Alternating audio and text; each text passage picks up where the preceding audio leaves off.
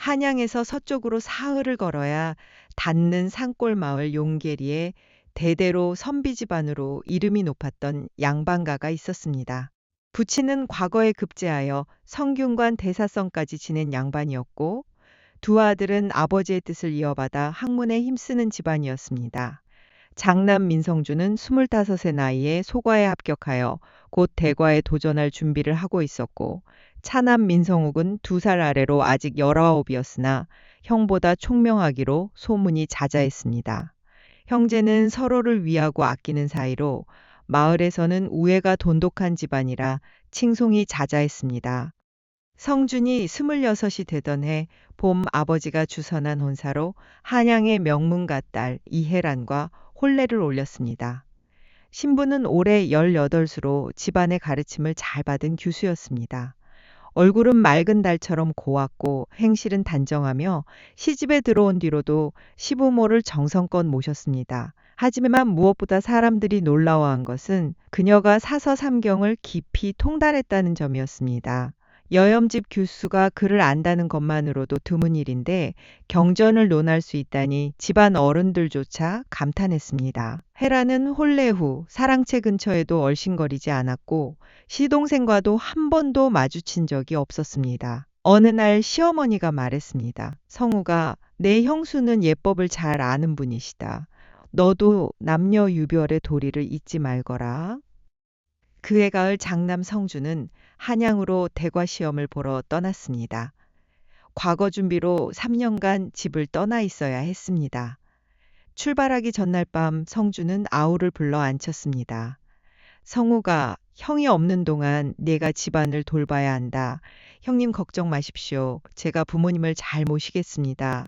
그리고 성주는 잠시 망설이다 말을 이었습니다. 내 형수를 부탁한다. 내가 오래 떠나 있으면 외로울 것이다. 집안일로 어려움이 있거든 내가 도와주거라. 물론 남녀 사이 예법을 어기지 않는 선에서 말이다. 성욱은 고개를 끄덕였습니다. 그때 그의 마음속에는 아무런 잡념도 없었습니다. 형수는 그저 형님의 부인이자 집안의 어른일 뿐이었습니다. 성준이 떠난 지 석 달이 지난 겨울이었습니다. 어느 날 밤 시어머니가 갑자기 중병에 걸려 누웠습니다. 노안에 찬바람까지 들어 몸져 눕게 된 것이었습니다. 헤라는 밤낮으로 시어머니 곁을 지키며 약을 다리고 시중을 들었습니다. 한 달이 넘도록 제대로 눈 한 번 붙이지 못했습니다. 시아버지는 딸처럼 여기는 며느리가 쓰러질까 걱정이 태산 같았습니다. 헤라나, 네가 쓰러지면 어찌하느냐. 성욱이에게 교대로 간호를 부탁해라. 아니옵니다, 아버님. 며느리 된 도리로 당연히 해야 할 일입니다. 하지만 시어머니의 병세는 점점 악화되었고 헤란의 몸은 나날이 쇠약해져 갔습니다. 드디어 헤란이 시어머니 방에서 그만 정신을 잃고 쓰러지고 말았습니다. 그때 마침 어머니의 약을 다리러 온 성욱이 쓰러진 형수를 발견했습니다. 순간 그는 당황했습니다. 남녀 유별의 도리상 형수의 몸에 손을 댈 수 없었기 때문입니다. 하지만 형수는 창백한 얼굴로 바닥에 쓰러져 있었고 방 안에는 아무도 없었습니다. 성욱은 잠시 망설이다 예법보다 사람의 목숨이 중하다고 판단하고 조심스럽게 형수를 업어 안 채로 옮겼습니다. 그 순간 그는 형수의 몸이 깃털처럼 가벼워진 것을 느꼈습니다. 석 달 넘게 간병하며 제대로 먹지도 자지도 못해 뼈만 앙상이 남은 몸이었습니다. 성욱의 가슴 한편이 묘하게 뜨거워졌습니다. 이것은 연민이었을까요? 아니면 그 이상의 무엇이었을까요? 그는 그날 밤 잠을 이루지 못했습니다. 며칠 뒤 의원의 정성스런 치료 끝에 시어머니는 고비를 넘겼고 헤란도 기력을 되찾았습니다. 하지만 그날 이후 성욱과 헤란 사이에는 미묘한 기류가 흐르기 시작했습니다. 우연히 마주치는 순간 눈길이 스치면 두 사람 모두 당황하여 고개를 돌렸습니다. 성욱은 자신의 마음을 다잡으려 애썼습니다. 이것은 옳지 못한 일이다. 형수님은 형님의 아내시고 나는 시동생일 뿐이다. 하지만 마음이란 것이 이성으로 억누른다고 잠잠해지는 것이 아니었습니다. 밤마다 그는 형수의 가냘픈 몸을 안았던 그 순간을 떠올리며 괴로워했습니다. 헤란 역시 마찬가지였습니다. 남편은 3년이나 떠나 있고 외로운 밤마다 자신을 구해준 시동생의 따뜻한 온기가 떠올랐습니다. 그렇게 서로의 마음을 애써 외면하며 한 해가 지나갔습니다. 하지만 두 사람이 마음을 억누르면 억누를수록 그 감정은 더욱 깊어졌습니다. 성욱은 밤마다 책을 펼쳤지만 글자가 눈에 들어오지 않았습니다. 사서 삼경의 문장들이 모두 형수를 향한 그리움으로 읽혔습니다. 군자는 그 뜻을 바르게 한다. 책에는 그렇게 쓰여 있었지만 성욱의 뜻은 이미 바르지 못한 곳을 향하고 있었습니다. 그는 스스로를 질책했습니다. 나는 선비의 길을 걷는 사람이다. 어찌 형수님을 사모하는 마음을 품을 수 있단 말인가. 하지만 질책할수록 마음은 더욱 요동쳤습니다. 헤란 역시 괴로웠습니다. 낮에는 시어머니를 모시고 집안일을 돌보며 바쁘게 지냈지만 밤이 되면 외로움이 밀려왔습니다. 남편이 떠난 지 1년이 넘었지만 편지 한 통 오지 않았습니다. 과거 준비에 바빠서 그런 것이리라 생각했지만 마음 한편은 허전했습니다. 서방님께서는 저를 잊으신 것은 아닐까. 그러다 문득 시동생의 얼굴이 떠올랐습니다. 성욱의 따뜻한 눈빛, 자신을 구해주었던 그 온기. 헤라는 고개를 저었습니다. 안 된다. 이것은 옳지 못한 생각이다. 하지만 마음은 자꾸만 시동생에게로 향했습니다. 그녀는 남편의 옷을 꺼내 품에 안았습니다. 남편의 채취를 맡으며 마음을 다잡으려 했습니다. 하지만 이상하게도 옷에서는 아무 냄새도 나지 않았습니다. 1년이라는 시간이 남편의 흔적마저 지워버린 것일까요? 어느 날 밤 성욱은 사랑채 마루에 앉아 달을 보고 있었습니다. 보름달이 환하게 떠 있었습니다. 문득 안채 쪽을 바라보니 헤란도 마루에 앉아 같은 달을 보고 있었습니다. 두 사람의 시선이 공중에서 마주쳤습니다. 성욱은 황급히 고개를 돌렸습니다. 하지만 가슴은 미친 듯이 뛰었습니다. 형수님도 나와 같은 마음이실까? 이 외로운 밤에 같은 달을 보며 나를 생각하고 계실까? 그는 일어나 방으로 들어가려 했습니다. 하지만 발이 떨어지지 않았습니다. 마치 보이지 않는 끈이 그를 그 자리에 붙들고 있는 것 같았습니다. 오, 헤란도 마찬가지였습니다. 안채마루에서 사랑채 쪽을 바라보며 마음이 흔들렸습니다. 오, 도련님도 이 달을 보고 계시는구나. 오, 그녀는 일어나야 한다는 것을 알았습니다. 하지만 몸이 말을 듣지 않았습니다. 그렇게 한참을 두 사람은 서로 다른 마루에 앉아 같은 달을 바라보았습니다. 말은 나누지 않았지만 마음은 통하고 있었습니다. 그날 밤 이후 두 사람은 암묵적으로 보름달이 뜨는 밤에는 각자의 마루에 나와 앉았습니다. 서로 대화하지 않았고 가까이 가지도 않았습니다. 다만 같은 달을 보며 서로의 존재를 느낄 뿐이었습니다. 이것만으로도 두 사람은 위로가 되었습니다. 외로운 밤 같은 달을 보는 사람이 있다는 것, 비록 함께할 수 없지만 같은 하늘 아래에 있다는 것, 그것만으로도 충분했습니다. 하지만 이러한 작은 위로마저 오래가지 못했습니다. 마을에서 소문이 돌기 시작했기 때문입니다. 성욱 도련님과 형수님이 밤마다 마루에서 서로를 바라본다더라. 처음에는 하인 하나가 우연히 본 것이었습니다. 보름달이 뜬 밤 우물에 물을 기르러 나왔다가 사랑채와 안채마루에 각각 앉아있는 두 사람을 보았던 것입니다. 그 하인이 다른 하인에게 말했고 그 이야기는 순식간에 마을로 퍼졌습니다. 형수와 시동생이 밤에 서로를 바라본다니 수상하지 않은가. 분명 정을 통하고 있을 것이다. 사람들의 상상은 점점 과장되었습니다. 실제로는 서로 떨어진 곳에서 달을 보고 있었을 뿐인데 사람들은 두 사람이 은밀히 만나 미래를 즐긴다고 믿었습니다. 소문은 걷잡을 수 없이 커졌고 마침내 시아버지의 귀에까지 들어갔습니다. 시아버지는 처음에는 믿지 않았습니다. 말도 안 되는 소리다. 내 며느리는 예법을 잘 아는 사람이고 성욱이도 선비의 도리를 아는 아이다. 하지만 소문이 계속되자 불안해지기 시작했습니다. 어느 날 밤 시아버지는 몰래 두 사람을 지켜보기로 했습니다. 보름달이 뜬 밤이었습니다. 성욱은 어김없이 사랑채 마루에 나와 앉았고 헤란도 안채 마루에 나와 앉았습니다. 두 사람은 서로를 바라보지도 않고 다만 달만 바라보고 있었습니다. 시아버지는 그 광경을 보고 안도했습니다. 두 사람이 서로 떨어져 있지 않은가. 소문이 과장된 것이로구나. 하지만 한참을 지켜보던 시아버지는 이상한 점을 발견했습니다. 두 사람이 비록 서로를 직접 바라보지는 않지만 묘한 기운이 흐르고 있다는 것을, 마치 보이지 않는 끈으로 연결되어 있는 것처럼 두 사람 사이에 무언가가 통하고 있었습니다. 시아버지는 불안해졌습니다. 설마 정말로 두 사람 사이에 무언가 있는 것은 아닐까? 하지만 증거가 없었습니다. 두 사람은 서로 만나지도 대화하지도 않았으니까요. 시아버지는 더 지켜보기로 했습니다. 며칠 뒤 시아버지는 성욱을 불렀습니다.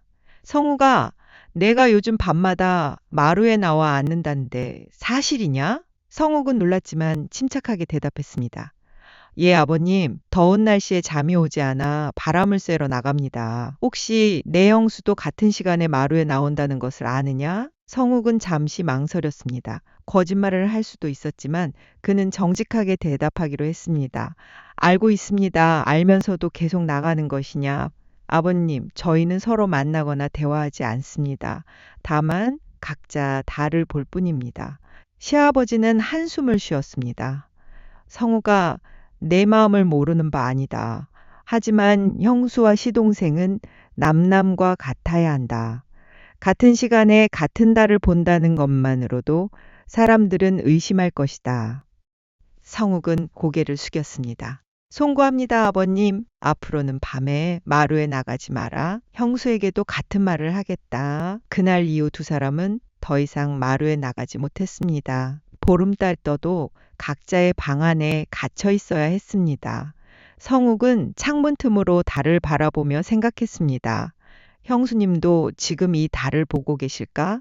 헤란 역시 같은 생각을 하고 있었습니다. 도련님도 이 달을 보고 계실까? 두 사람은 비록 떨어져 있었지만 마음만은 함께였습니다. 하지만 그것조차 허락되지 않는 시대였습니다. 며칠 뒤 시어머니가 헤란을 불렀습니다. 며느리야, 네가 밤에 마루에 나가 시동생과 같은 달을 본다는 소문을 들었다. 헤라는 얼굴이 하얗게 질렸습니다. 어머님, 저희는 서로 만나지 않았습니다. 알고 있다. 하지만 세상 사람들의 눈은 그렇게 보지 않는다. 과부가 시동생과 같은 시간에 밖에 나온다는 것만으로도 의심받기에 충분하단다. 어머님, 며느리야, 네 마음을 이해한다. 젊은 나이에 과부가 되어 외롭겠지. 하지만 참아야 한다. 그것이 과부의 운명이다. 헤란의 눈에서 눈물이 흘러내렸습니다. 어머님, 저는 아무 잘못도 하지 않았습니다. 알고 있다. 하지만 때로는 잘못하지 않았어도 의심받는 것만으로도 죄가 되는 법이란다. 앞으로 더욱 조심하거라. 시동생과는 눈도 마주치지 말고 말도 섞지 마라. 헤라는 고개를 끄덕였습니다. 하지만 마음속으로는 절규했습니다.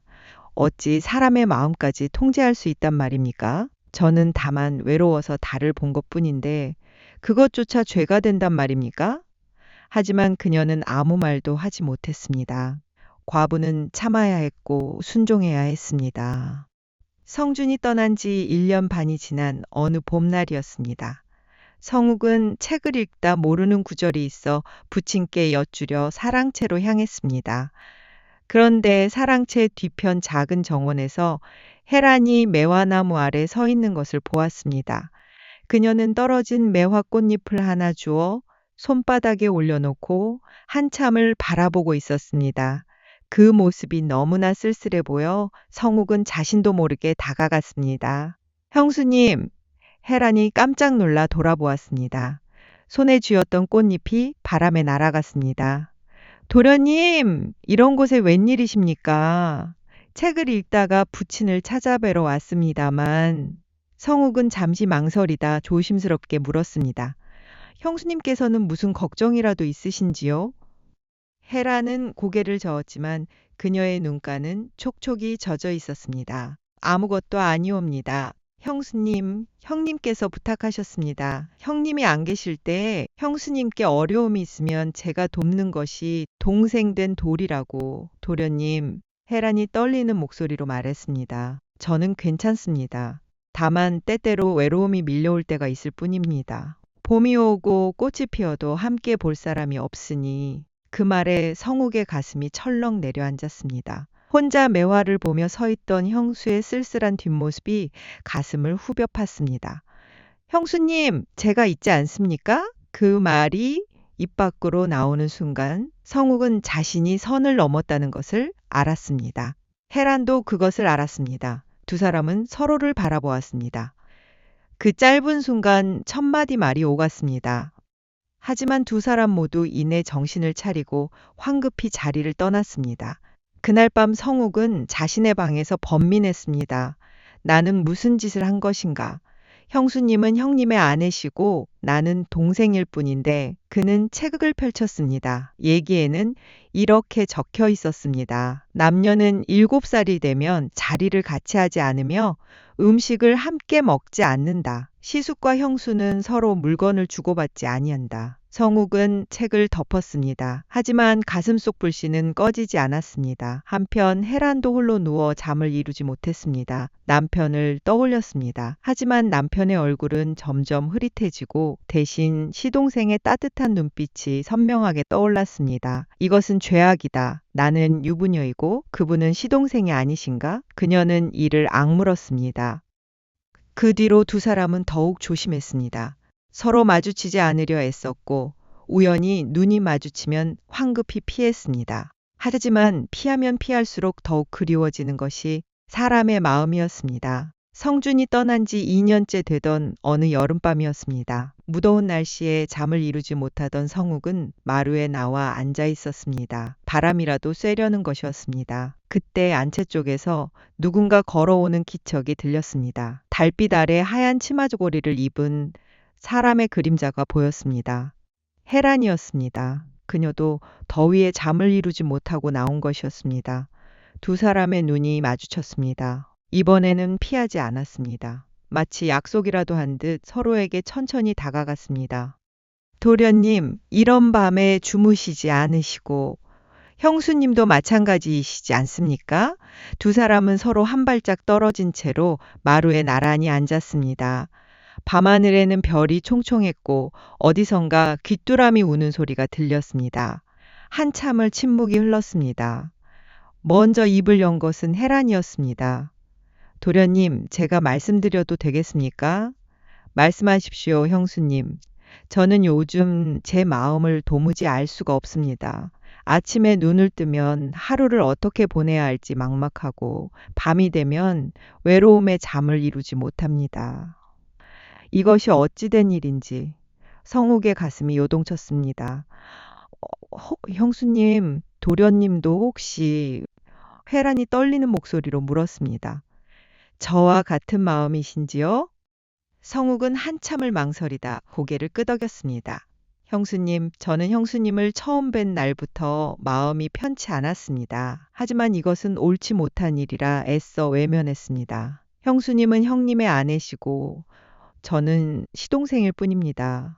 저도 압니다. 이것이 천륜을 어기는 죄악이라는 것을. 헤란의 눈에서 눈물이 흘러내렸습니다. 하지만 제 마음은 어찌할 도리가 없습니다. 도련님을 생각하면 가슴이 뛰고 뵙지 못하면 하루가 1년 같습니다.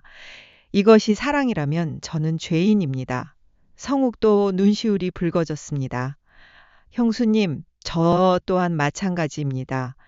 형수님을 사모하는 이 마음을 주체할 수가 없습니다. 하지만 그는 고개를 저었습니다.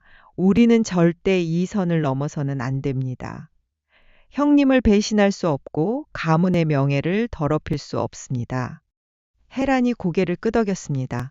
그렇습니다. 우리는 이 마음을 묻고 살아야 합니다. 도련님, 오늘 밤 이 대화는 잊어주십시오. 형수님, 제발. 헤란은 일어나 안채로 돌아갔습니다. 성욱은 한참을 그 자리에 앉아 있었습니다. 가슴속에서는 뜨거운 무언가가 끓어올랐지만 이성은 그것을 억눌렀습니다. 그날 밤 두 사람은 서로에 대한 사랑을 고백했지만 동시에 그 사랑을 포기하기로 다짐했습니다. 하지만 운명은 두 사람을 그냥 놔두지 않았습니다. 그해 가을 한양에서 급한 전갈이 왔습니다. 성준이 과거 시험 중 갑자기 쓰러져 병을 앓고 있다는 소식이었습니다. 시아버지는 황급히 한양으로 올라갔고 집에는 혜란과 성욱만 남게 되었습니다. 물론 하인들과 어머니가 계셨지만 시어머니는 여전히 병석에 누워 계셨고 두 젊은이만 온전히 집안을 돌봐야 하는 상황이 되었습니다. 닷새가 지나 한양에서 소식이 왔습니다. 성준의 병세가 심각하여 당분간 돌아올 수 없다는 것이었습니다. 헤라는 남편이 걱정되어 밤마다 울었습니다. 성욱은 형이 걱정되면서도 한편으로는 형수와 단둘이 남게 된 상황이 두려웠습니다. 어느 날 밤 창고를 정리하다 성욱이 무거운 쌀가마니에 깔려 다리를 다쳤습니다. 하인들은 모두 잠든 시각이었고 도움을 청할 사람이 없었습니다. 성욱은 간신히 기어서 사랑채로 돌아왔습니다. 하지만 다리가 너무 아파 혼자서는 어찌할 도리가 없었습니다. 그는 망설이다 헤란을 불렀습니다. 형수님, 도와주십시오. 헤란은 달려왔습니다. 성욱의 다리가 퉁퉁 부어 있는 것을 보고 깜짝 놀랐습니다. 도련님, 어쩌다 이렇게 되셨습니까? 창고에서 쌀가마니에 깔렸습니다. 하인을 깨우려 했으나 너무 아파서. 헤라는 잠시 망설였습니다. 남녀 유별의 도리상 시동생의 다리를 만질 수 없었습니다. 하지만 사람의 목숨이 걸린 일이었습니다. 그녀는 조심스럽게 성욱의 바지를 걷어올리고 부은 다리를 살펴보았습니다. 다행히 뼈가 부러지지는 않았지만 심하게 접질린 것 같았습니다. 잠시만 기다리십시오. 약을 가져오겠습니다. 헤라는 부엌으로 달려가 약초를 다리고 찬물에 적신 천을 가져왔습니다. 그녀는 성욱의 다리에 조심스럽게 천을 대고 약을 발랐습니다. 그 순간 성욱은 형수의 손길에서 전해지는 온기를 느꼈습니다.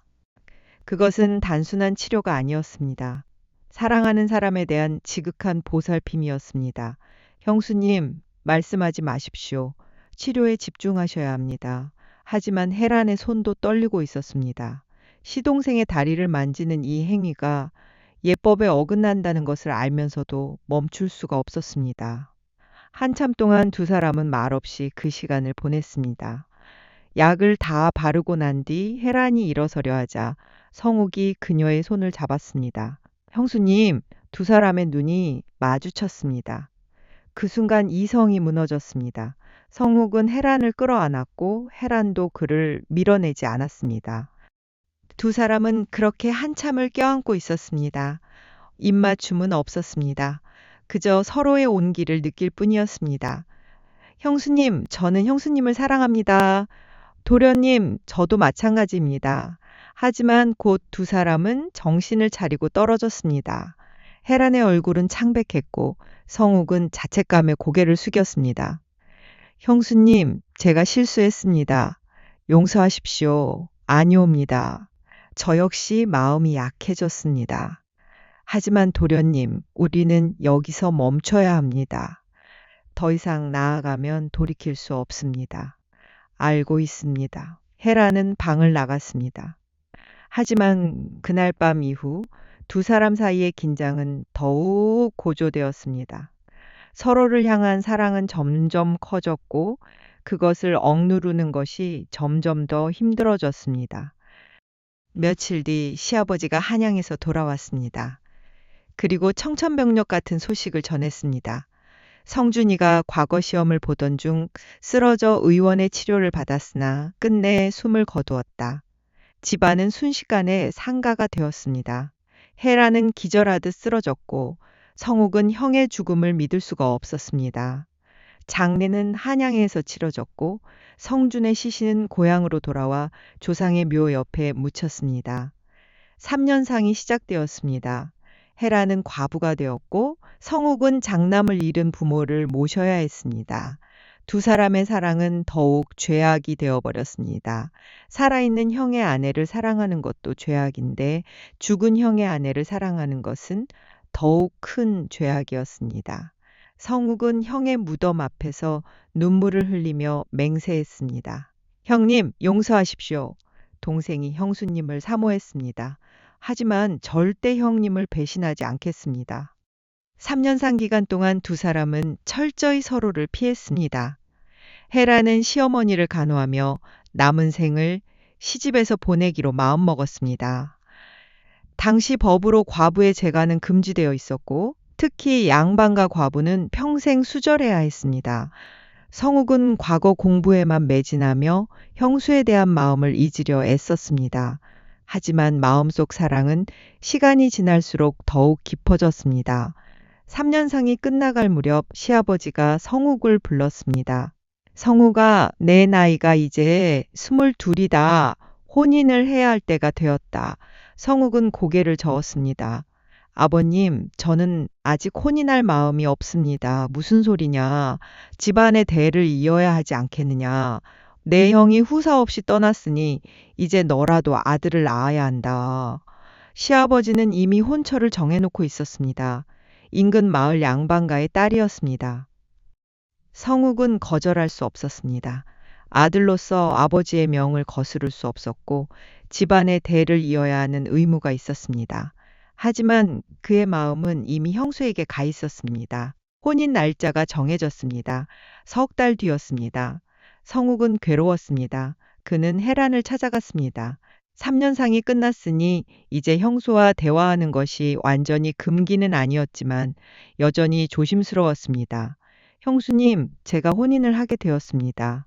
헤라는 한참을 침묵하다 고개를 끄덕였습니다. 잘 되었습니다. 도련님께서 장가를 가시면 집안의 경사입니다. 형수님, 도련님, 우리의 인연은 여기까지입니다. 도련님께서는 새 부인을 맞아 행복하게 사시고 저는 이 집에서 시어머니를 모시며 살겠습니다. 형수님의 마음은 어떠하십니까? 제 마음이요? 헤란이 쓸쓸하게 웃어섰습니다. 제 마음은 중요하지 않습니다. 저는 과부의 몸으로 평생 수절하며 살아야 합니다. 그날 밤 성욱은 잠을 이루지 못했습니다.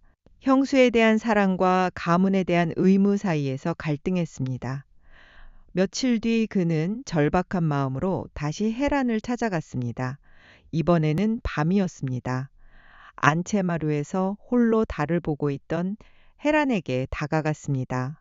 형수님, 도련님, 이 밤에 웬일이십니까? 형수님, 제가 고백할 것이 있습니다. 성욱은 무릎을 꿇었습니다. 저는 형수님을 사랑합니다. 형님이 살아계실 때도 돌아가신 후에도 제 마음은 변함이 없었습니다. 혼인을 하라 하시지만 제 마음은 오직 형수님을 향하고 있습니다.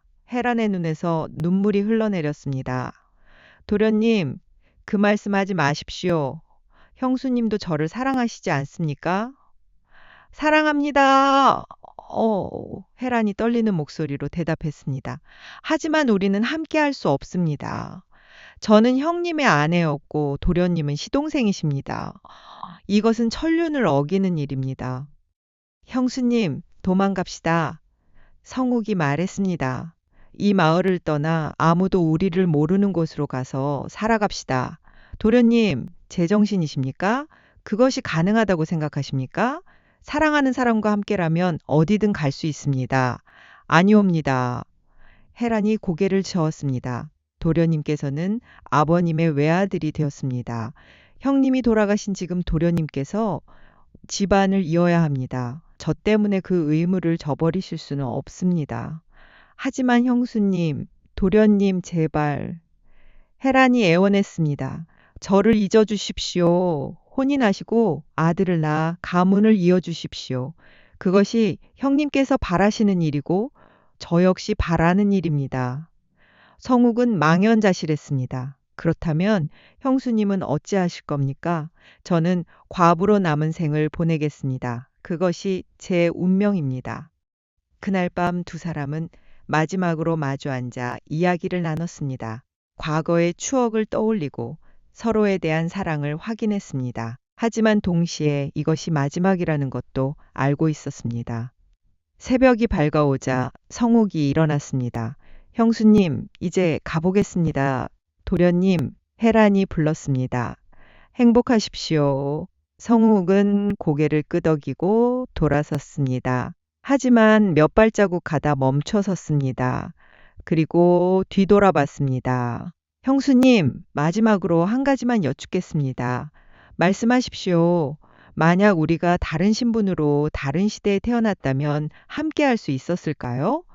헤라는 한참을 침묵하다 대답했습니다. 아마도 그랬을 것입니다. 하지만 우리는 이 시대에 이 신분으로 태어났습니다. 그것이 우리의 운명입니다.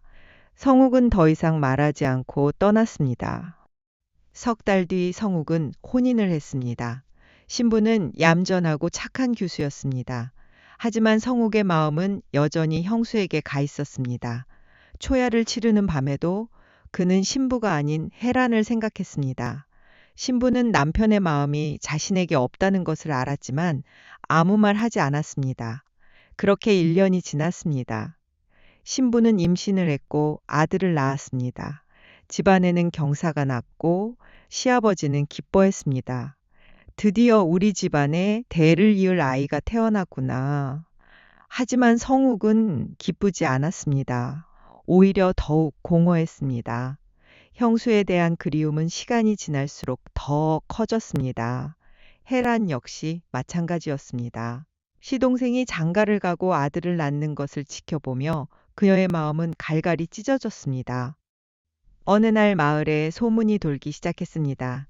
성욱 도련님의 형수와 성욱 도련님 사이에 수상한 기운이 감돈다더라. 근거 없는 소문이었지만 불씨는 빠르게 번졌습니다. 누군가 밤에 두 사람이 마루에서 대화하는 것을 보았다고 했고 또 누군가는 성욱이 형수의 방 근처를 서성이는 것을 보았다고 했습니다. 대부분은 과장되거나 왜곡된 이야기였지만 소문은 점점 커졌습니다. 마침내 그 소문이 시아버지의 귀에까지 들어갔습니다. 시아버지는 격노했습니다. 이게 무슨 소리냐? 며느리와 아들 사이에 부정한 일이 있다는 게 사실이냐? 성욱은 황급히 부인했습니다. 아버님, 절대 그런 일 없습니다. 악의적인 소문일 뿐입니다. 그렇다면 왜 그런 소문이 도는 것이냐? 그것은 성욱은 말문이 막혔습니다. 실제로 형수를 사랑한 것은 사실이었고 밤에 대화를 나눈 것도 사실이었기 때문입니다. 시아버지는 헤란도 불러들였습니다. 며느리, 내가 성욱과 부정한 관계를 맺었다는 소문이 있다. 사실이냐? 헤라는 얼굴이 창백해졌습니다. 아버님, 절대 아니옵니다. 저희는 남녀 간의 도리를 어긴 적이 없습니다.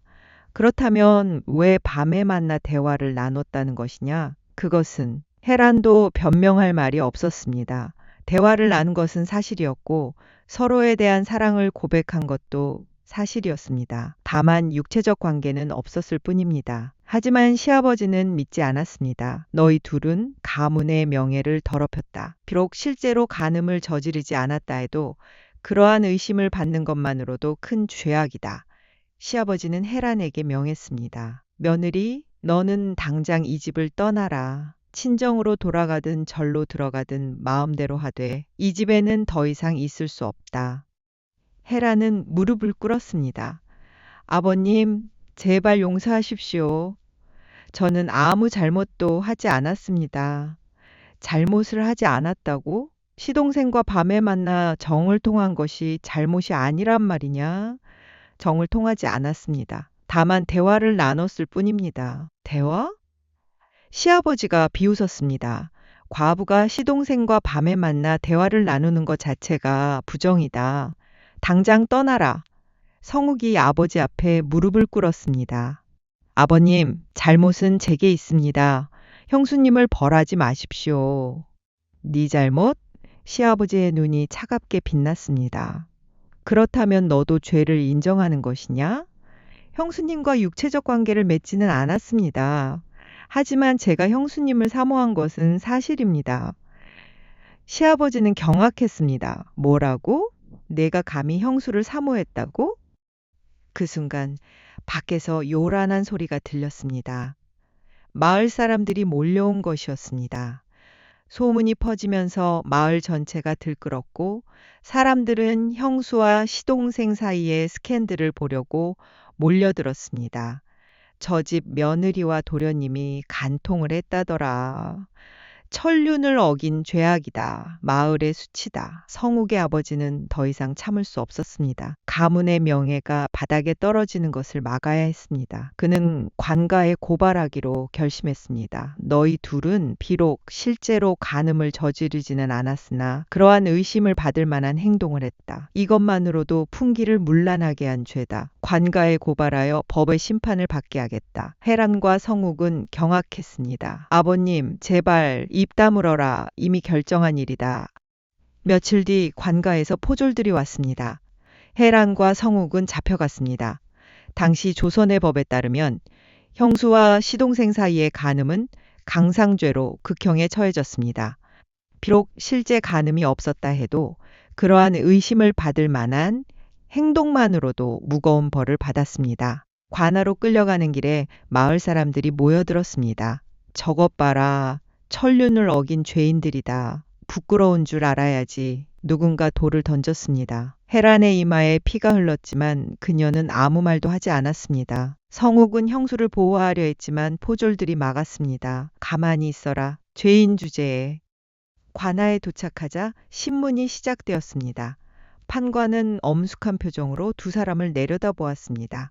해란, 성욱. 너희 둘은 형수와 시동생의 관계로 간음을 저질렀다는 고소를 받았다. 사실이냐? 성욱이 먼저 대답했습니다. 간음은 하지 않았습니다. 저희는 단 한 번도 육체적 관계를 맺지 않았습니다. 그렇다면 밤에 만나 무엇을 했느냐? 만나지 않았습니다. 다만 각자 마루에서 달을 보았을 뿐입니다. 판관이 코웃음을 쳤습니다. 각자 달을 보았다고? 같은 시간에 같은 장소에서? 같은 시간이기는 했으나 장소는 달랐습니다. 저는 사랑채 마루에, 형수님은 안채 마루에 계셨습니다. 떨어져 있었다 해도 서로를 의식하고 있었을 것 아니냐? 성욱은 대답할 말이 없었습니다.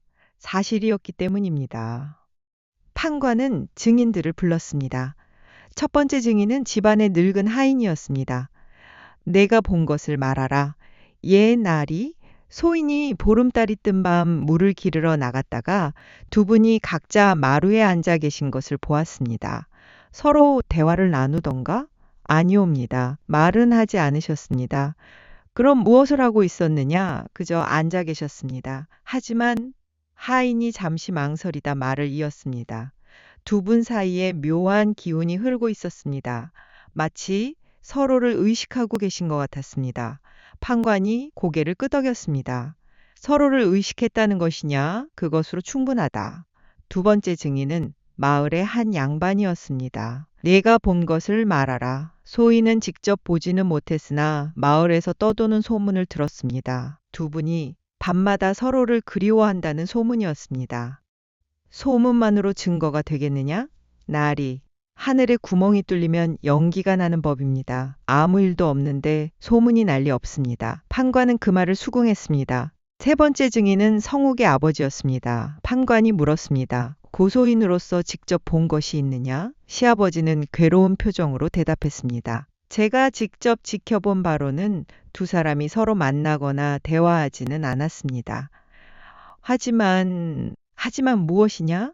두 사람이 같은 시간에 마루에 나와 달을 본 것은 사실입니다. 그리고 그 모습을 보니 분명 서로를 의식하고 있었습니다. 아버지로서 그것을 느낄 수 있었습니다.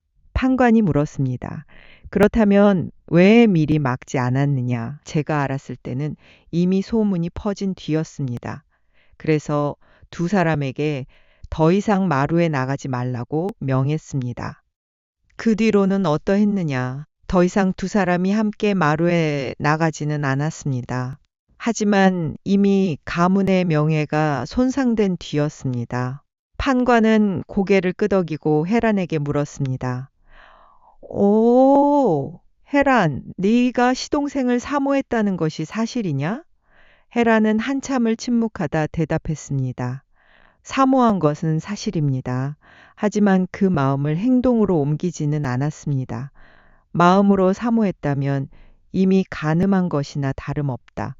공자께서도 말씀하시지 않았느냐. 마음으로 음란한 생각을 품으면 이미 간음을 저지른 것이라고. 헤라는 고개를 숙였습니다. 변명할 말이 없었습니다. 판관은 성욱에게도 같은 질문을 했습니다. 성욱, 내가 형수를 사모했다는 것이 사실이냐? 사실입니다. 형이 살아있을 때부터냐? 예. 판관은 경악한 표정을 지었습니다. 감히 형이 살아있을 때부터 형수를 사모했단 말이냐? 이것은 더욱 큰 죄악이다. 성욱은 아무 말도 하지 못했습니다. 판관은 며칠간 신문을 계속했습니다. 여러 증인들이 불려 나왔고 마을 사람들의 증언이 이어졌습니다. 대부분은 직접 본 것이 아니라 소문을 근거로 한 것이었지만 판관은 그것들을 증거로 채택했습니다. 증거는 충분하다. 비록 실제로 육체적 간음을 저지르지는 않았으나 마음으로 간음했고 그러한 행동으로 풍속을 어지럽혔다. 이것은 엄중히 처벌해야 할 죄악이다. 판관은 형을 선고하기 전에 마지막으로 두 사람에게 물었습니다. 마지막으로 할 말이 있느냐? 헤란이 먼저 입을 열었습니다. 날이 저는 남편을 배신한 적이 없습니다. 남편이 살아계실 때도 돌아가신 후에도 저는 정절을 지켰습니다. 다만 외로운 마음을 억누르지 못했을 뿐입니다. 외로운 마음? 판관이 반문했습니다. 과부의 외로움은 당연한 것이다. 그것을 참지 못하고 시동생에게 마음을 준 것이 바로 죄악이다. 헤라는 더 이상 아무 말도 하지 못했습니다. 성욱이 입을 열었습니다. 날이 모든 죄는 제게 있습니다. 형수님은 아무 잘못이 없습니다. 제가 일방적으로 형수님을 사모한 것입니다. 형수님을 벌하지 마시고 저만 벌해 주십시오. 판관이 고개를 저었습니다. 두 사람 다 죄가 있다. 헤라는 과부의 몸으로 정절을 지키지 못했고 성욱은 형수를 사모하여 윤리를 어겼다. 둘 다 벌을 받아야 한다. 며칠간의 신문 끝에 판결이 내려졌습니다. 헤라는 과부의 몸으로 시동생과 정을 통하고자 한 죄로 장 100대에 처하고 먼 지방으로 유배 보낸다. 성욱은 형수를 사모한 죄로 장 80대에 처하고 과거 응시 자격을 박탈한다. 두 사람은 공개적으로 매를 맞았습니다. 마을 사람들이 모두 모여 구경했습니다. 저게 바로 천륜을 어긴 죄인들이다. 부끄러운 줄 알아야지. 헤라는 장 100대를 맞고 거의 죽을 뻔했습니다. 성욱도 장 80대를 맞고 피투성이가 되었습니다. 형을 집행한 뒤 헤라는 북쪽 끝 벽지로 유배되었습니다. 성욱은 집으로 돌아왔지만 과거 응시 자격을 박탈당해 평생 벼슬길에 나갈 수 없게 되었습니다. 가문의 명예는 바닥에 떨어졌고 마을 사람들의 손가락질을 받았습니다. 성욱의 아내는 남편이 형수를 사모했다는 사실에 상처를 받았고 시아버지는 분노와 수치심으로 병이 들었습니다. 모든 것이 산산조각 났습니다. 성욱은 매일 형의 무덤 앞에 앉아 눈물을 흘렸습니다. 형님, 용서하십시오. 동생이 형수님을 사랑했습니다. 하지만 그 사랑 때문에 모든 것이 무너졌습니다. 그는 후회했습니다. 처음부터 형수에 대한 마음을 철저히 숨겼어야 했다고, 혹은 마을을 떠나 형수와 함께 도망을 갔어야 했다고. 하지만 이제 모든 것이 늦었습니다. 먼 북쪽 땅으로 유배된 헤라는 홀로 움막에서 살았습니다. 매일 밤 추위와 외로움에 떨며 성욱을 그리워했습니다. 도련님, 우리의 사랑이 죄였습니까? 서로 사랑하는 것이 그토록 큰 죄악이었습니까? 그녀는 남편 성준을 배신한 것에 대한 죄책감과 성욱에 대한 그리움 사이에서 괴로워했습니다. 3년이 지난 어느 날 헤라는 병들어 죽었습니다. 추운 북쪽 땅에서 홀로 외롭게 죽어간 것이었습니다. 그녀의 죽음 소식을 들은 성욱은 오열했습니다. 형수님, 그는 형수의 무덤을 찾아갔습니다. 먼 북쪽 땅까지 걸어가 형수가 묻힌 곳을 찾았습니다. 무덤 앞에 무릎을 꿇고 통곡했습니다. 형수님, 제가 형수님을 죽였습니다. 제가 형수님을 사랑하지 않았다면 형수님은 이렇게 비참하게 죽지 않으셨을 것입니다. 그는 형수의 무덤 옆에 움막을 짓고 3년간 심요살이를 했습니다. 마을 사람들은 미쳤다고 했습니다. 형수의 무덤을 지키다니 말이 되느냐고 했습니다. 하지만 성욱은 아랑곳하지 않았습니다. 3년 뒤 그는 마을로 돌아왔습니다. 아내는 이미 다른 남자에게 개가했고 아버지도 세상을 떠났습니다. 그는 홀로 남았습니다. 그 뒤로 성욱은 평생 홀로 살았습니다. 재혼하지도 않았고 벼슬길에 나가지도 않았습니다. 그저 형과 형수의 무덤을 돌보며 여생을 보냈습니다. 사람들은 그를 미친 사람이라 불렀지만 그는 신경 쓰지 않았습니다. 그의 마음속에는 오직 형수에 대한 사랑만이 남아 있었습니다. 세월이 흘러 성욱도 늙어갔습니다. 어느 날 그는 형의 무덤 앞에 앉아 마지막 말을 남겼습니다. 형님, 평생 죄를 지으며 살았습니다. 형수님을 사랑한 것이 죄였고 그 사랑 때문에 형수님을 죽게 한 것이 더 큰 죄였습니다. 이제 저도 곧 형님 곁으로 갈 것입니다. 그곳에서 용서를 빌겠습니다. 며칠 뒤 성욱은 형의 무덤 앞에서 죽은 채 발견되었습니다. 그는 형을 향해 무릎을 꿇은 채로 죽어 있었습니다. 마을 사람들은 그를 형의 무덤 옆에 묻어주었습니다. 그리고 먼 북쪽 땅에 묻혔던 헤란의 무덤도 이 장에서 함께 묻어주었습니다. 세 개의 무덤이 나란히 서 있었습니다. 형 성준, 형수 헤란, 동생 성욱의 무덤이었습니다. 후대 사람들은 이 세 무덤을 보며 말했습니다. 저것이 바로 금지된 사랑의 비극이다.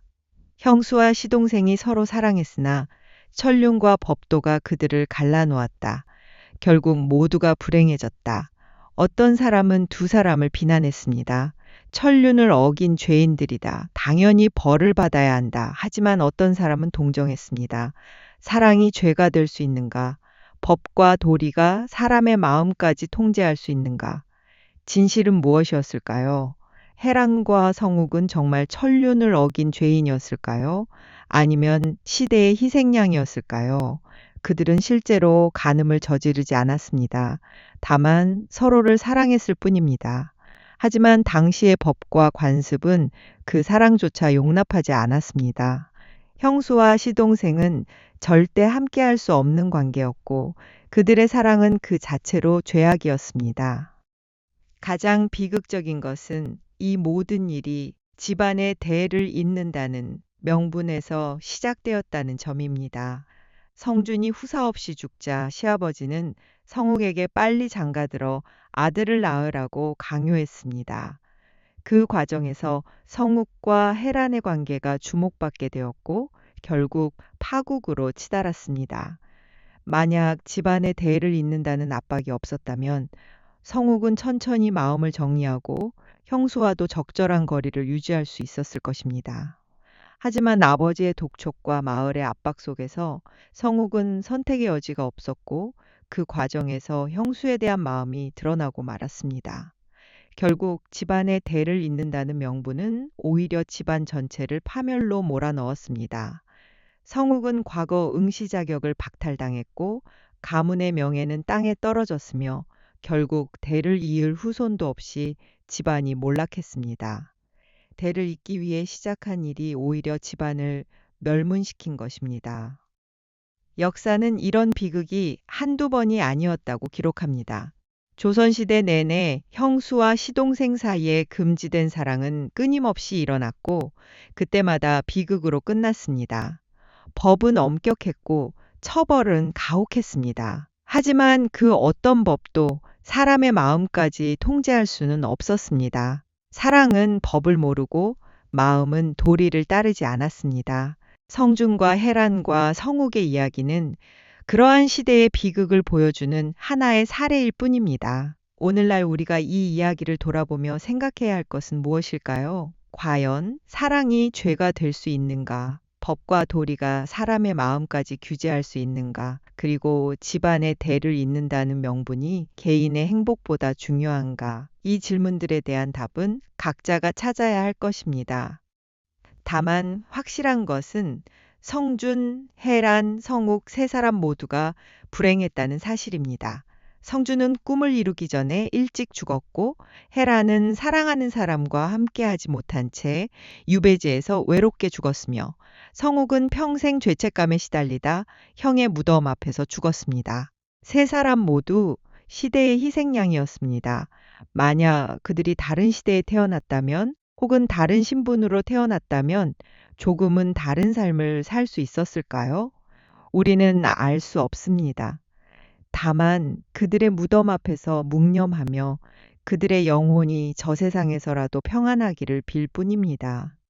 이 이야기가 여러분에게 주는 교훈이 있다면 구독과 좋아요를 눌러주세요. 다음 이야기에서 또 만나겠습니다.